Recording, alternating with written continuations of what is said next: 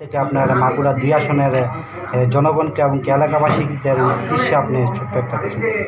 আমি আমার এলাকাবাসীর মহব্বত আছে, গরিব অসহায় মানুষদেরকে আমি বাইসাইকেল কিনে দিয়েছি, ভ্যান কিনে দিয়েছি, হুইল চেয়ার কিনে দিয়েছি। প্রায় 160-165টি মসজিদ, মাদ্রাসা, এতিমখানা, গোরস্থানের আমি ম্যানেজিং কমিটির সদস্য।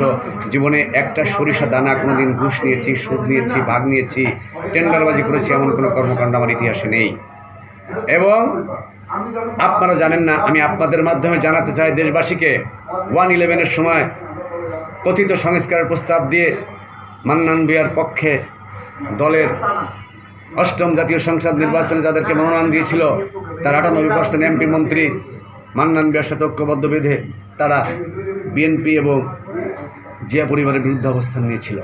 কিন্তু ওই সময় অনলি 200 মানুষ ঢাকার শহর রাজপথে ছিল। আমি রিয়াজউদ্দিন আহমেদ তার ভিতরে একজন। বিগত 17 বছরও আন্দোলন সংগ্রাম রাজপথে ছিলাম। আমরা প্রকৃত জিয়ার যে আদর্শ, অর্থাৎ বাংলাদেশি জাতীয়তাবাদ, মানে প্রগতিশীল শোষণমুক্ত সমাজ, ন্যায় বিচার, সমতা, নিরপেক্ষতা প্রতিষ্ঠা করার জন্য করে যাচ্ছি।